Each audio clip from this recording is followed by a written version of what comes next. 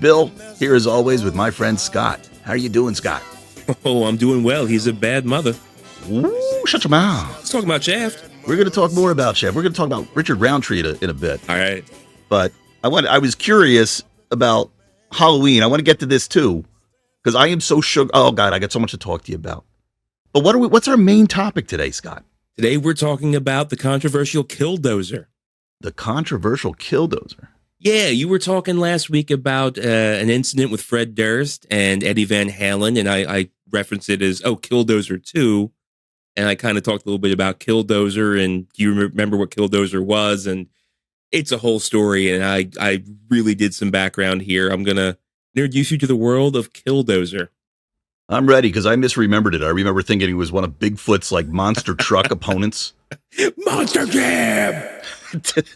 Did they have a Bigfoot cartoon? I always remember a Bigfoot set. Yeah. How the hell did they do that? The 80s were nuts with monster trucks.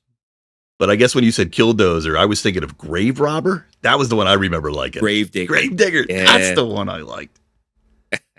Well, before we kick off, just want to let you know we're on all the podcasting platforms out there. We're even on YouTube. They're actually talking now about how they're going to turn into more of a podcasting platform, but we're already there. So you all get to listen to us, but there's a price to listen to us. All right. To be in our club, you got to pay a fee. And that fee is simply tell one single person about us. That's all you got to do. Just tell one person about us. We're the kind of show where word of mouth really makes a difference, because none of us like to hang out on the TikToks and all that young stuff.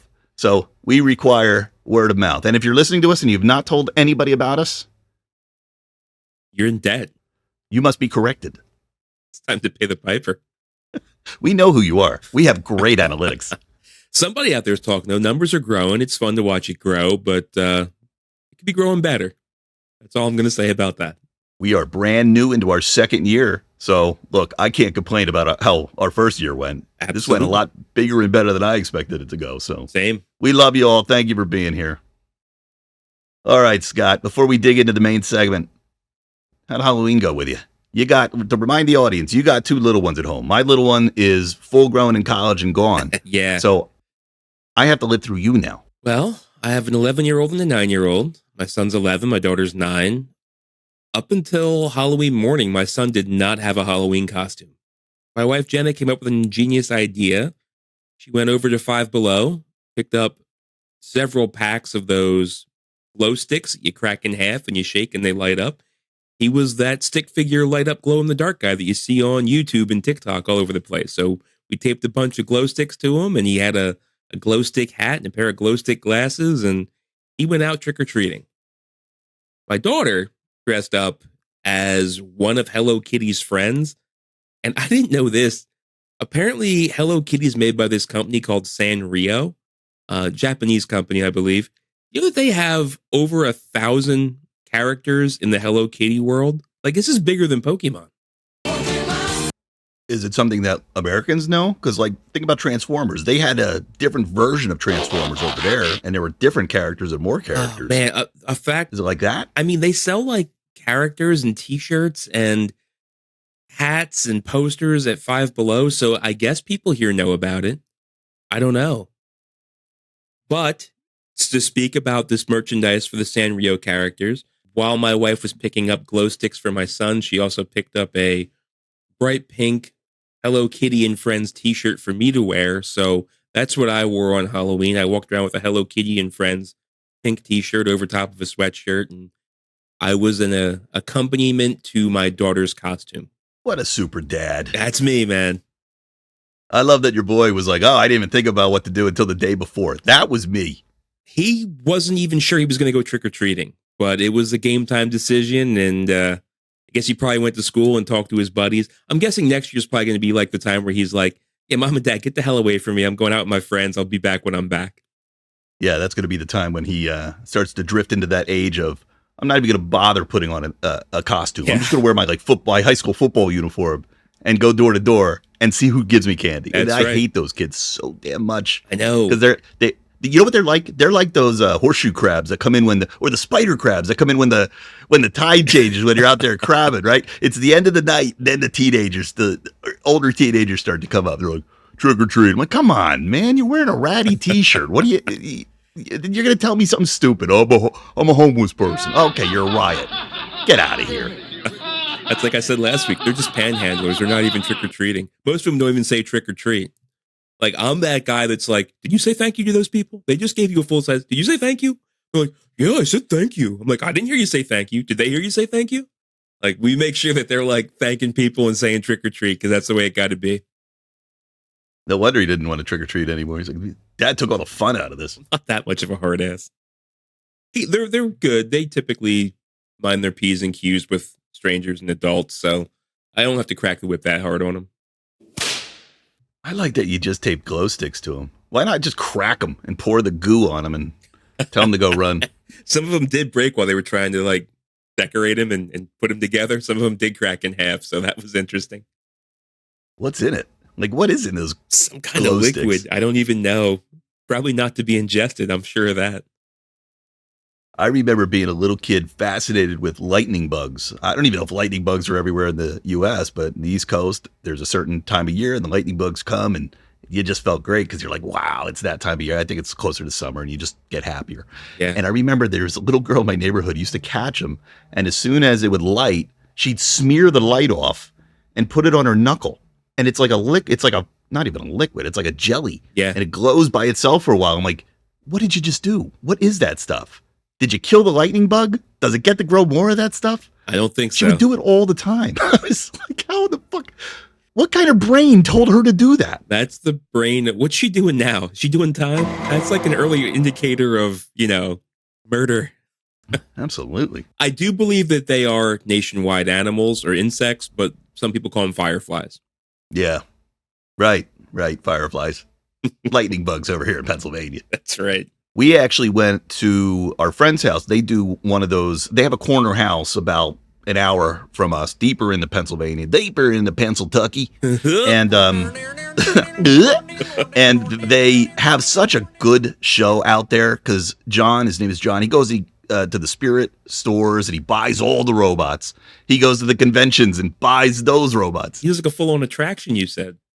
Absolutely. So we were out there. I put on a great Freddy Krueger costume. It's like a perfect Freddy Krueger costume. What happened to Jason? I changed my mind last minute Oh. because there was too much work to put the costume together. I'm like, I'm a 48-year-old man, not a cosplayer. I'm just going to go and be what I was last year. So all those pieces of guts and gore and there's a chain, it's all laying around. I don't know what I'm going to do with it. So much for big ideas, but no, I went as Freddy. And the kids that come every year, there's more and more. They're getting dropped off by like buses now. This is just a suburban house. So let me tell you what happened. And you got to imagine this lawn, okay? It really must have 25, 30 mechanical robots, fog. He's got lasers, lights on the house. He's really done it up. He's way into this. Right on. So he gets a note. Apparently, somebody doesn't like it. The note is anonymous, and it says, maybe instead of doing this kind of thing, celebrating evil and horror and murder, you could turn it into something more kind and religious and, faith-based. And it just kind of went on, and I don't want to be political. I don't want to be controversial, so I'm not going to go any further into what that said. But he didn't like it. So guess what he decides to dress up as? Him and his wife. The devil. Priests and nuns. Oh, he leaned into it. Okay. Yes. Okay, I love this. So I had the idea, maybe I don't go as Freddy. Maybe I go as a protester. I just start walking around the picket side. I was like, you know what? When I was younger, that would have been something I'd do. Now I just don't want the trouble. Well, I'll tell you what. Bad neighbors are going to be a continuing theme in our main segment today. So hearing that he's having some problem with it has to be, you got to figure, you can sign it anonymously or not sign it at all, but you got to figure it's a neighbor that has a problem with this, right? It's got to be. Yeah. Got to be. Well, we'll learn more about bad neighbors and sometimes the ends that they meet. Yeah, I said to my friends, I said, that's really Christian, like leave anonymous notes. I bet you Jesus did that. Love thy neighbor. Turn that other cheek. Yeah. What's wrong with just going next door and having a conversation, trying to be civilized? Yeah, that's a dead art form conversation. Well, I'm looking at my list of items here. Oh, I could talk about The new Indiana Jones movie, I finally saw that. Oh, is that streaming? Is it Disney Plus? It's not out yet. I paid the $20 for it. I'm not going to do that. Just couldn't wait anymore. I'm not going to do that. So no, I haven't seen it. I just can't believe what I saw. In a bad way. In a bad way. Okay. In a bad way. So we got excited when we saw that first clip of the young Indiana Jones, and we were reading about. We read about it here. We're like, this is so exciting. They have new technology. It's going to look exactly like a young Harrison Ford. Guys, when I tell you, it looked nothing like good special effects at all. I'm not even like kind of kidding. It is as bad as that Flash movie that was out. Oh, yeah. They really tried to make a love letter. They clearly studied how stunts were done in the Indiana Jones movies, right? Like if a motorcycle is going to get crushed against inside of a tunnel as a tank is going, and like they did the same kind of stunts, but they did it in CGI. So you're so you're watching this whole thing, and it looks like a fucking cover band of a good Indiana Jones movie. That's the only thing I could think the entire time watching it. Oh, shit. It's absolutely destroyed by CGI. And there are good moments in it. The entire beginning is a CGI nightmare.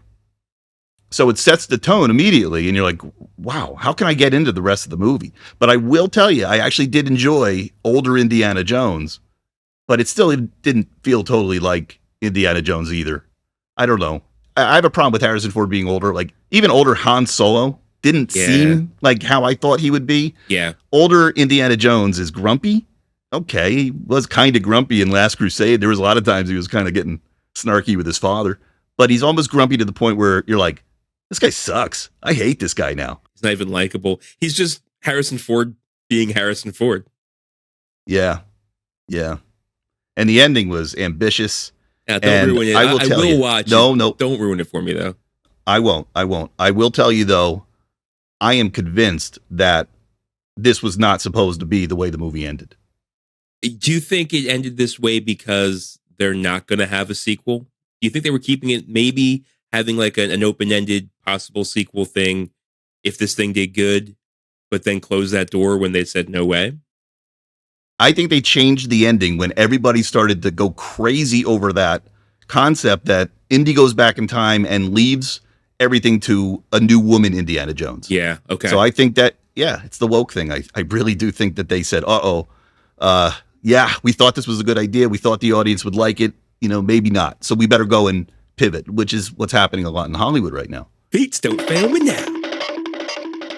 But I can't confirm it. I can't prove it. Right. But some of the ways it was edited, you're like, Yeah, get you thinking. This is suspect. Yeah.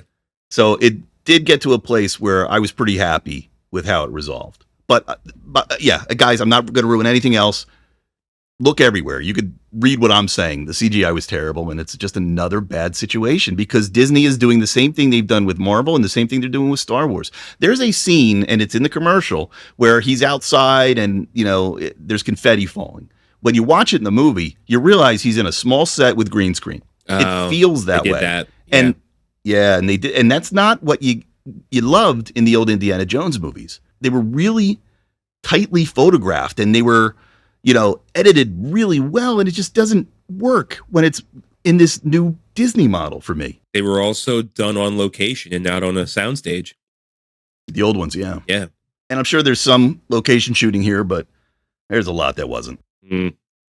Well, I'm not expecting much when I watch it, so I will still watch it. I can't not watch The Last Indiana Jones, but I'm not in a hurry to do it, I'll tell you that.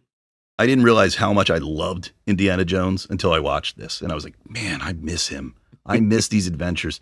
What a squandered opportunity. They could have been making so many of these movies. Apparently, Harrison Ford even likes making these movies. Wow. So why was there such an absence of... They made 20,000 James Bonds. They could have made me a few more Indiana Jones before Harrison Ford got old.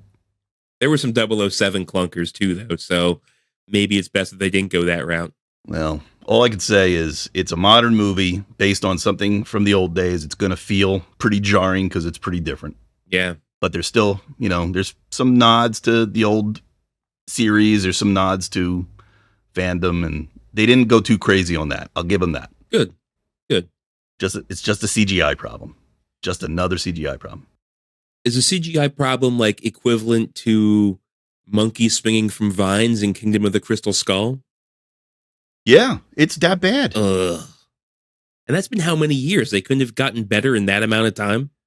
That's what I can't understand. Why isn't this better? We talked about how the Disney special effects people are completely crammed and they can't get anything done. And Bob Iger supposedly just doesn't care. And like everybody's mad. And now they're unionizing the special effects guys. But they haven't fixed anything? Right. Because we've been talking about it for a year. Nothing got better. Well, and back to what you said, if there's no competition and they're unionizing, what would make it get better? They're the only show in town. There's a big article that just came out. I didn't even put it in the news, but we'll improvise here. And I think it came out in Variety, and it's a leak from something that happened in September. So every year, I guess, Marvel goes on this retreat, and they talk about all the things that they're working on. And if it's not every year, it's every 5 years or something. And they used to go, according to this article, and it was all like, are we the best? Damn, we can't do anything wrong. But now it's, what do we do? What do we do? Oh, God, what do we do? So some of the stuff that's leaked out from that meeting is, we got this Kang the Conqueror issue. Yeah. He's already in Loki, and Loki's not doing well. And by the way, I am starting to really go, wow, this Loki show is good. But are we just burned out? Has Marvel just killed our appetite? I don't know. But anyway, they're like, what do we do with this Jonathan Majors guy? Like, they really want to get rid of him.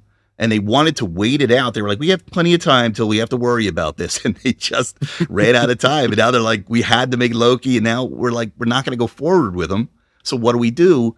And apparently the leak says, so you never know if it's true or not, that they are thinking about going back to the original cast and trying one of those, let's pay a lot of money to bring them back.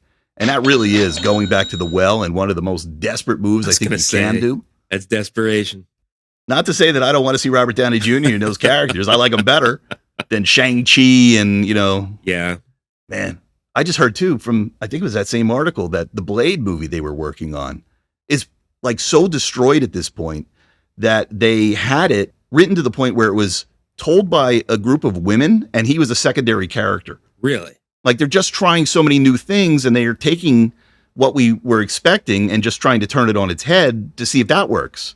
And then I guess they got cold feet because now Blade is kind of in development hell.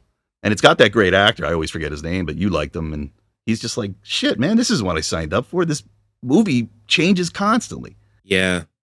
Like, I want it to be different. I don't want it to be a remake of the Wesley Snipes movie, but that's really off the wall to make him a secondary character in a movie called Blade, We talked about it a couple episodes ago. They're not expecting a big return on this Marvels movie. That thing had a ton of reshoots. They're less just like than half of what the original Captain Marvel did, they're saying. Yeah. Like they're just owning it. They're like, yeah, we screwed up. Let's just ship these things, make how much money we can make, and regroup and try again next time. Amazing. Got any good news to talk about, Bill? Yeah, I know. Let me look into the old mailbag here. Let me see what we got. This is why I like this. My friend Jen liked that I said regular sea hag. Remember we were talking about sea hag mask? Yeah. I was like regular old sea hag. Run of the mill sea hag, I think I said. Your everyday sea hag. Yeah, that's what I said. Got some fun stuff from our brother Tim. He sends a lot of stuff. Thanks, Tim. He mentioned, okay, well, you wanted good stuff. I don't have good stuff. So he talked about the passing of Richard Roundtree. So why don't we move into the segment that we hate when all our favorites pass away? Dead celebs. Yeah. Dead celebs. So the big one that everybody's talking about, so we don't have to talk much about it. Matthew Perry from Friends. Like, that one's so recent. We all still remember that show like it was yesterday. So everybody's talking about Matthew Perry. But unfortunately, I think people haven't noticed some of these other people that died. I didn't know that Paulie from Rocky died. Yeah. I thought for sure I sent that over to you via text message, no? I must have missed it. I was just watching the other day a documentary on YouTube, and it was put out by Sylvester Stallone. He recut Rocky IV. There's a director's edition now. It's called Rocky vs. Drago. Basically, Sylvester Stallone during COVID is being filmed as he's recutting this movie. And it's fascinating to see how he's doing it. He's basically sitting in a chair. He's, no, I want this hit to hit harder. I want to show the character of this monster. And it was so much fun to watch him recut this movie. Just did it in a building right across from the Roxy on Sunset Boulevard. It's just watching him do it. Wow. And it's one of the coolest things about having YouTube is such a prominent media thing in our world, because we're seeing stuff that nobody else would have. He couldn't have produced that and put it out on DVD. Nobody would have seen that. Nobody would have paid for that. But you put it out on HBO. You put it out on YouTube, and you can make a lot of money on the ads. Yeah, I mean, that's the kind of thing where even if you made that like an extra on a director's cut, people aren't watching that shit either. You have to be like a diehard fan to watch all the extra footage, right? Yeah. Well, I was a diehard fan because I watched the whole thing. Yeah, but it wouldn't have been on your radar if it hadn't been on YouTube, to your point. Right. It's just a more accessible medium. Well, moving on to Richard Roundtree. So I like Richard Roundtree. I like Shaft. Yeah. I love all of that stuff. So I can't do a better review of him than what I just copied from a website. As usual, I'm plagiarizing. Richard Roundtree is best known for his iconic role as John Shaft in the 1971 film Shaft, directed by Gordon Parks. The film was groundbreaking for its time, as it was one of the first to feature a black hero in a leading role, effectively helping to kickstart the blaxploitation genre of the 1970s. Roundtree's portrayal of Shaft, a tough, stylish, and independent private detective, became a cultural symbol of empowerment and broke new ground in Hollywood for the representation of African Americans. And I remembered studying this film in college because it was that big of a deal. And any movie, any actor, any character that can make such an impact needs to be mentioned. I told you, he's a bad mother. He's a bad mother. Yeah. But we forget. Time moves on. Yeah. We forget. So I felt like we should call him out here. Those movies were so much fun. Yeah, they really were. In fact, I got pissed off when they tried to remake Shaft with Samuel L. Jackson. When they did remake Shaft, it was such a piss poor out. Like, it was, even if they were trying to do a tribute to the original Shaft, it was terrible. I didn't see it. Yeah, for that reason. It's just not my cup of tea. I did watch it's blaxploitation, the Dolomite show. Oh, Dolomite was good with Eddie Murphy? Yeah. That was good. Oh, he pulled that off. But those Dolomite movies are fun, man. I love watching Dolomite movies. Yeah, same here. So I would like to just put this out to Hollywood. Please, no more. No more deaths. No more. Can't take it, Not man. this year. I have a fuck-uppery for you. Uh-oh. Was it me? I have to apologize. No, it was me. It was me. I have to apologize to you. You were talking about the story about no SAG actors wearing studio costumes, I believe. Mm-hmm. And you had actually said Melissa Gilbert, and I was like, no, that was the girl. And I actually said Sarah Gilbert to correct you, but you never said Sarah Gilbert.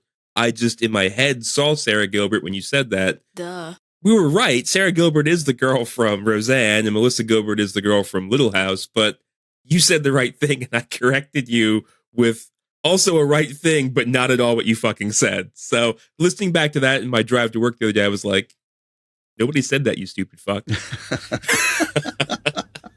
We've been friends for so long that like you jumped into my head and stole that thought, and then I corrected it, but you had already like jumped ahead of me and put it out there. Yeah, but I was gonna say it. But then, like, I didn't even catch it in editing. I could have got rid of that whole thing and just, I was like, why didn't I edit this out? Why didn't you edit this out? How the fuck did this get through a double check edit? Yeah, I know. Sometimes I just zone. Yeah, same. When we edit, because you do the first pass, I do the second. Sometimes I get so into listening that I feel like it's on Spotify and I'm listening on Spotify. I'm like, oh shit, I'm supposed to be doing a job here. Adding the next layer. Ah, well. That's how, didn't I say Dick Pudkiss? Yeah. Like, that's how that came out. I thought that you were trying to drive that joke. I'm telling you, man. No. Oh, that's so funny. Well, all is forgiven. Well, I think it's time, Scott. I think it's time to talk about Killdozer. All right, so you want to know about the Killdozer, huh? Well, first of all, you'll really see at the end of this, when it all comes together, you'll really see why I equated this to the Eddie Van Halen story. The story takes place, the year 2004. The place, Granby, Colorado. And the man, 52-year-old Marvin Heemeyer. Marvin was the owner of a muffler repair shop and a former member of the U.S. Air Force. I mistakenly said I believe Killdozer happened in South Dakota. Marvin was born in South Dakota, but he relocated to Colorado. He relocated there as he was stationed on a U.S. Air Force base in Colorado. But in 92, he purchased a 2-acre plot of land at an auction for about $40,000. And the property belonged to this pretty prestigious, well-off family in the area called the Dochev family. And that'll come back at the end of this. The Dochev family ran a concrete business in the town. So they were very prominent, very wealthy, but they let this property go up. They weren't using it, sold it at auction for about $40,000. Now, Heemeyer says that one of the children of the Dochev family came up to him and gave him some serious shit for buying the land for so cheap, but nobody else at the auction reportedly placed a bid. There's also been some controversy. People say that they never saw this altercation between Marvin Heemeyer and Dochev happen, but that's Heemeyer's story. Heemeyer's plan was to buy this property, secure it, and then lease the land to a friend who was going to build an auto repair shop on the land. Shortly after buying the property, he realized that there were some sewage issues. And those sewage issues would be there was no sewer running to the property. So they were essentially pumping the shit into a concrete barrel that was buried on the land. So to correct this, he reached out to the local sewage district to see if they could get this problem corrected. Sewage plant says, yeah, we sure can. We'll run the sewage out to your line, out to the land, like through the road. But as in most areas, you have to pay to have the sewage pipe come down to the main line. And you're also going to have to pay for this other thing because you're uphill. So what it comes down to is for Mr. Heemeyer's sewage to be run, it's going to cost him out of pocket roughly $70,000, almost double the amount that he paid for this land in the first place. Sewage plant says, hey, you know what? I understand this is a lot of money. Maybe you want to do a septic tank. Heemeyer basically says, fuck you and your septic tank. I want sewage, and the fact that the government isn't paying for the sewage is basically extortion by the government, and I'm not standing for it. Okay. All right. So we got this kind of spirit. He's a fighter. He's apparently reportedly a very well-liked guy, has friends. Because he moved there for the Air Force, has no other family in the area, but he has friends. He's a well-liked guy in the area. Okay. Take a breather. Yeah. So he bought property, doesn't have any sewage lines out. He expects somebody else to pay for this. Yes. He's expecting the local government to pay for this. Why would he expect that? I don't know. Okay. That threw me right away. Hey, this is extortion. Why? Because you bought a property that wasn't properly fitted for sewage. I don't know. Do you pay a sewage bill? I have one of them septic tanks, which is a whole other world. Holy moly. I didn't know anything about that until I moved into this house. I do have public sewer, yes. The other part of this is that buried shit tank I mentioned, that illegal buried shit tank, that was put there by the Dochev family, who, as I mentioned, previously owned this land before he purchased it at auction. So they were illegally doing this shit long before he got there. Yeah, he didn't put the shit tank in. Any other questions up to this point? Yeah, how big was the shit tank? Like, did somebody just dig a hole forever and ever and just like, the shit's going to go in there until it fills up, and then I'll deal with the problem later? Well, like, what was their thinking? I don't know the size of it, but I do know that, at least on Wikipedia, they call it a concrete truck barrel. I don't know if it's the size of a truck. I don't know, but yeah, it's not being plumbed any place. It is a tank essentially filling up with shit. I mean, hopefully they dug a hole to hell and they're just dropping it into, the center of the earth. The chasm. Because otherwise, whatever they're doing isn't going to work for very long. Well, stay tuned. In 1993, the plan to lease the land to a friend was scrapped. Heemeyer decides he's going to build his own muffler shop right there on the land. He has that going. He's doing his muffler thing. 4 years later, 1997, the Dochev family, they decide they want to expand their concrete business, and they sought to regain this property. So they come to Heemeyer, and they come with this proposal, and he says, I'll sell you the property for $250,000. $210,000 more than what he paid for it. But hey, supply demand. They're not making any more land, right? Hot commodity. Take a swing. Dodgefs agree. They show up several days later with the money. Heemeyer then says, hey, you know what? In the past few days, I had this land assessed. It's now valued at $375,000. Took them a couple more days. Dodgefs come back. They have $350,000. They want to negotiate. Heemeyer comes back and says, you know what? It's now valued at $450,000. Wait. Yeah. So he's just making this up at this point, right? Of course he's making this up at this point. He didn't find another person to come out and give a different number. I don't think that's how it works. No, there's no assessors coming out to this land. Dodgefs figure, well, fuck this. We still want to expand. We want to move forward with the expansion. And they do. They purchase the property across from Heemeyer, at which point Heemeyer tries to buy that land out from underneath the Dodgef family unsuccessfully. Why is he so mad? What's he doing this for? What did they do to him? They sold him the property. Right. No, good point. Is he mad at them because they didn't make a proper shitter?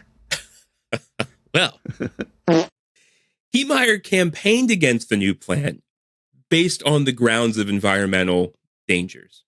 So he goes ahead, he does a campaign with local townspeople. He says dust and noise are going to be big concerns. He actually got a lot of people that were against the expansion of the concrete plant. I don't think he really had an environmental bone in his body, but it was a good stance to take, right? Yeah. Way to muck it up.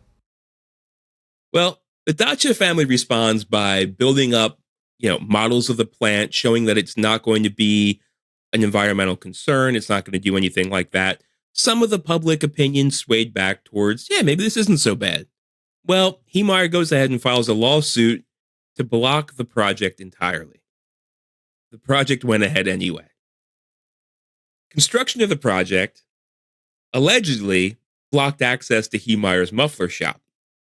This is contested. They had aerial footage saying that it never blocked the muffler shop. He's saying that it did. Became a he said, she said type situation. Heemeyer goes ahead and he complains to the EPA, actually files an injunction kind of with the EPA to be like, hey, this is going to fuck up the local environment. You better get out here and shut this down. Well, in 2001, the literal shit hit the fan, by which I mean the shit barrel reached its brim. It boiled over. His cup runneth over, if you will. So he still didn't take the shit barrel out of the ground. Instead, no, he decided he's going to start pumping this shit into an irrigation ditch behind his property. Probably not the smartest thing to do when you just called the fucking EPA to town to come over and check out what's going on. Oh my God. Let me do the most illegal thing and tell the people who can really screw me to come snoop around. He also, in addition to pumping this into an irrigation ditch, tried to illegally dump it into the sewage line of a neighboring property. That also didn't go over too well. Oh my God. So now he's getting fined due to not removing the shit barrel, not doing a septic tank, not paying the $70,000 initial dollars to hook up to the sewer line. So he's found to be in violation of these orders of things he had to do in order to have a business on the property. And he had to have legal coded shit solutions here. You know what I mean? And I got to think, because it wasn't legal coded shit solutions, it was probably the stinkiest part of town. Can you imagine the stink that came from that property? I couldn't imagine. But he was found in contempt of town code in November 2001 by the municipal court. He was fined $2,500. Doesn't sound like a huge thing, but part of this, he was also ordered to remove the shit barrel before July 2003. Heemeyer agreed to do this, but then later said that, you know what? This is terrorism. I'm not doing this. And, quote, I'm just going to bulldoze this whole place to the ground. This is terrorism. You know who the terrorist is? Him. Creating weapons of mass destruction over there in the fucking shit box. So listeners may be wondering, why is this called the Killdozer? Well, the conclusion of all this controversy and he said, she said, and property disputes and neighbors being bad neighbors and shit barrels and everything else that we talked about so far, came to a head on Friday, June 4th, 2004, when Heemeyer used a bulldozer that he secretly transformed into the Killdozer by reinforcing it with armored plates and concrete and just everything. This was a Komatsu D355A bulldozer that he basically just turned into this fucking destruction machine, drove it through the town hall, drove it through the house of a former mayor, and several other buildings downtown. Only came to an end when Heemeyer took his own life with a pistol while inside the Killdozer because the Killdozer got stuck on the remains of a hardware store that he destroyed, and there was no getting out of it. He basically sealed himself in, pulled the trigger, and brought it to an end. Miraculously, during this rampage, no other lives were lost. This story is like a Jordan Peele movie. It starts out, you're all like, what's going to happen? And then it ends terribly for everybody. Yeah. Pretty wild, Holy shit. So now I see why you said it was like Eddie Van Halen. So this guy drove a bulldozer through town. You know what I love? I love we should have filmed a montage because it's like the A-Team when they would be like, oh, hey, we have to go get the bad guys. And they do that montage of like reinforcing a Jeep and they put the metal on and they turn it into a tank. And then that's what he did. He did an A-Team. And he took the Killdozer all the way through it. Like, was it a small town? Was it a city? What kind of town are we talking about here? Granby, Colorado is, I don't know the population or anything, but it's not a large town, to say the least. But he really believed that this Dachev family was really given the upper hand because he felt that the local government was against him. He felt that the local coding was against him. He felt that the EPA was against him. He really felt that he was being marginalized by local government and there was a corrupt local government. And he is now remembered by many people as, quote, a reasonable man driven to do unreasonable things. Yeah, I'm struggling to understand how he didn't bring every piece of this upon himself. So is there controversy? Like there's people that take his side? There are people out there that feel that he was just standing up against evil government. So people that are small government, stay out of my business. They view him as just a local business owner and a businessman that kind of took matters into his own hands. The construction of the bulldozer, the Killdozer, if you will, it was a project that he did on the side. It took him over a year and a half to do this, and he was kind of surprised that no one knew about it. He says he wasn't trying to, like in memoirs, he wasn't trying to do this in secret. It was something that he was doing if he had to come to this thing, if it had to come to this head that it came to, but he was never observed. It took him a year and a half to do. What memoirs? He killed himself. He thought to write all this stuff down before he did it? Dude, even the Unabomber had diaries. Good point. Wow. He apparently also repeatedly mentioned to friends and relatives that he had this bulldozer. He told friends, he told associates, and his intention was to use it for destructive purposes. So he wasn't even secretive about this. And then when shit hit the fan, people were still surprised. Yeah. I hear that a lot with like all the tragedies that happen. It's like sometimes you hear, well, he told me he was going to do it, but nobody believed him because that's insane. Yeah, he did it. Wow. So everybody kind of liked him, and then he just went nuts one day. So that always makes me wonder, is this a mental illness? Did something happen? Did he have a psychotic break, like falling down? Michael Douglas gets out of his car and bulldozes. Like, was he even there? Was he even present? Yeah. Because maybe it sounded like he was being a little bit unreasonable.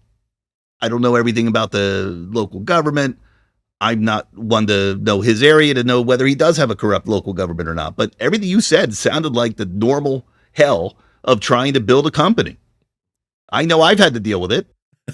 I'll tell you what, I'm not here to say he was right. I'm not here to say he was wrong. I'm just here to present this story. It's out there. Like we said last week, I just want to provide the black and white lines. You can color it in as you will.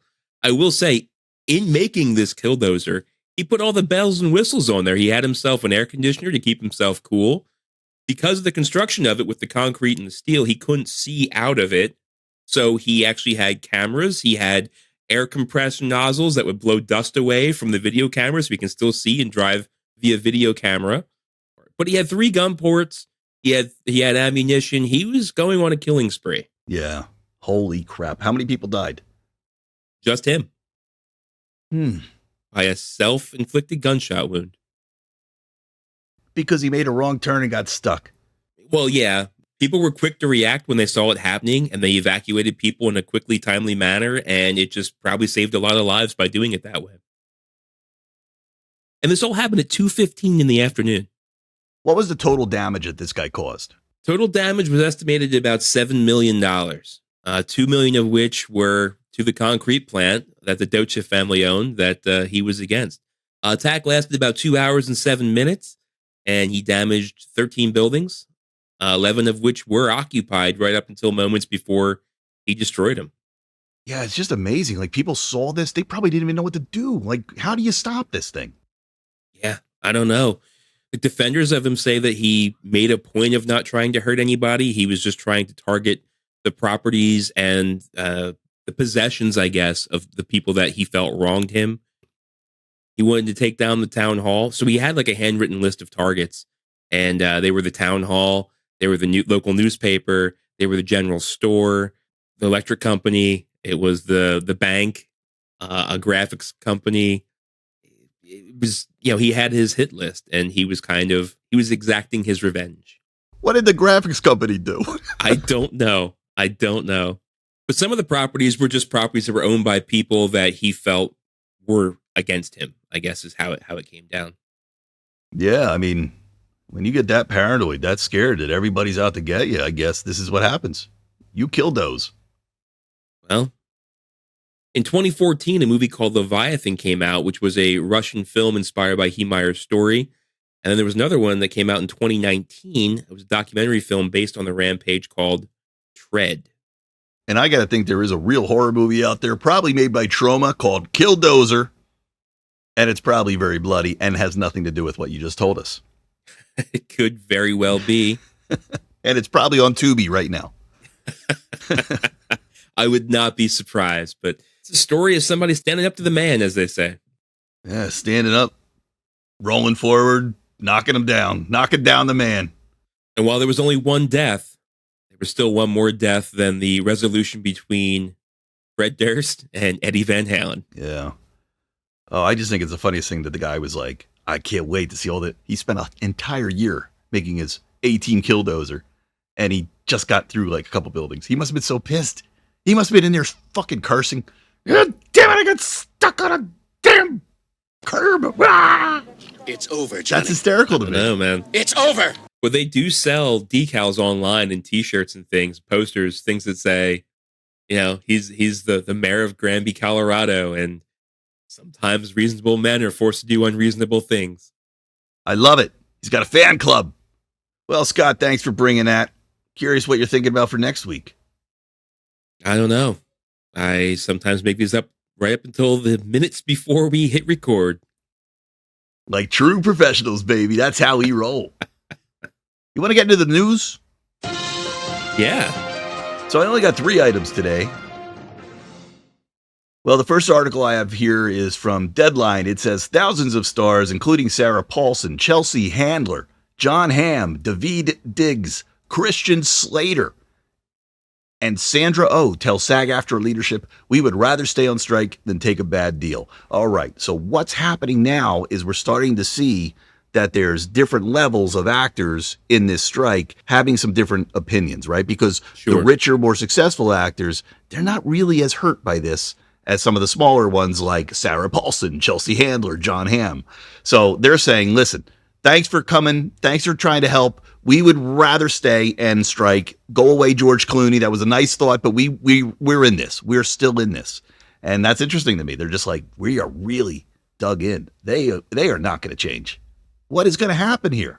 Somebody's going to have to give. This is so exciting. And some of those are not like small actors. Like you said, John Hamm and Sarah Paulson. Like Sarah Paulson's been doing like every single American Horror Story. And John Hamm had Mad Men, and he's been on a bunch of other stuff. Daveed Diggs, like I knew him from, he was in the Hamilton. Like he actually started on Broadway as Thomas Jefferson in Hamilton. So like they're not small, maybe small screen actors, but they're not like unknown actors. Yeah, but compared to the Jennifer Lopez's, the George Clooney's, the Brad Pitts. Yeah. Like, remember, it's expensive as hell to live in Hollywood. Like, you have to constantly have something coming next or you're in trouble. There's a reason Nicolas Cage doesn't live in Hollywood anymore. There's a reason he had all those tax. So these guys might be famous, but they're not that rich. When you live out in Hollywood, you got to be a multi-millionaire to be like middle class. So it's a different lifestyle out there. That's true. There's a difference between fame and wealth. That's for sure. Yeah. Well, how can we do any week of news without doing some kind of story there? Yeah. Strike's always going on. Speaking of Nicolas Cage, that article you sent me was pretty funny. You want to talk about that one real fast? Yeah. So I thought originally when they put Nicolas Cage as Superman into that multiverse part of the new Flash movie, I thought they were using Nicolas Cage's test footage when he was putting on the uniform or the suit and doing that. I thought that was stuff that he actually filmed with Tim Burton. So I had heard that he came in just for the Flash to film that cameo. And that's what I sent you the article for. Like, I was like, what the fuck? And Nicolas Cage was like, yeah, I really support Tim Burton. And I feel that, I understand that he feels this was appropriation and they took his art. And, what I was only on set for like 3 hours and what I filmed wasn't what was in the movie. I didn't fight a spider. Yeah, I was wearing the suit and they de-aged me a little bit, but I was only on there for like 3 hours and I really support him. I really can see why he would feel that his art was appropriated. I was like, yeah, no shit. The spider was CGI, you dummy. What are you talking about? Yeah, of course you didn't do that. You weren't going to be in there fighting an 8-foot spider. They just put that in post-edit. But you seemed like amazed that like, oh, I can't believe they would do that to Tim Burton. And yeah, I was only there for a little bit. I was like, what? What do you think was going to happen? Well, when I heard he went in to film scenes and then I saw that scene and it looked like a complete cartoon, I was like, well, why did you need him? Right. So that's interesting that you heard it was the old footage from like the 2000s or whenever they tried to make that. I never heard that. I just thought that. Like, I thought like, oh, I could see Tim Burton being pissed off. He actually shot this footage. Now they're using it. But that's not even what the case was. Yeah. What the thing I liked about the article was he was talking a lot like, I don't think it was AI. I don't think they used AI. No, they didn't, Nick. Like, you don't quite get, you haven't wrapped your head around this AI thing yet. It was CGI. It wasn't AI. It was definitely CGI, though. Like, that's, you cracked the fucking case, Nick. Way to go. But that goes to show how confused people are by AI, because this generative AI isn't able to do 90% of what people are afraid of. But they don't know that. So I giggled at Nick, but you have nothing to worry about. It wasn't done with AI. Yeah. There was no spider there. Like, that wasn't there. I wasn't on set when I was on set. And no shit, Sherlock. Yeah. Well, I think when they talk about AI and so, AI stealing roles, they really ought to be more clear. It's not necessarily AI. It's CGI. It's CGI doing exactly what happened to Nicolas Cage. There's no AI there. The only AI that they're going to start putting in is, well, I shouldn't say only. I don't know everything they're doing, but we talked about that Ghostbuster scene, remember? Where Jason Reitman is now, making action scenes basically by driving a car through a map, like a video game, and the AI is figuring out, okay, if this cloud would go this way, then the breeze would probably mean it's pushing it this way. Therefore, some flag should go with it. That's the kind of AI that I know is coming up. I'm not totally sure why some of these actors are afraid of AI. I think they ought to be afraid of CGI taking their likeness and they never get the role again. They do one role and now all of a sudden they're CGIing them for 20 more movies, as use Iron Man as an example. And they're basically just like a non-playable character in a video game, just popped into the background with their face on it. But I think that's more CGI. I mean, I guess AI could create that if you programmed it to, but my understanding is the AI, like with the Reitman thing, is more about rendering, background rendering, graphic rendering, stuff like that. Yeah. And that needs AI. Yeah. That needs artificial intelligence. It needs to be trained to know how wind blows. But it's not the same AI that I think the actors are scared of. So, don't know. I don't know. The world is so cuckoo right now. Nobody knows anything. You know who I like? Megan Fox. I've said it before. I'll say it again. She's not afraid to start shit. I hear she broke the SAG actors Halloween. Yeah. Megan Fox and Machine Gun Kelly snub SAG-AFTRA Halloween costume guidelines amid strike. So they ended up removing those guidelines. So Fran Drescher had said, don't dress up like anybody that promotes or any characters that is part of any movie that we're trying to, strike against. And then I think they got laughed at.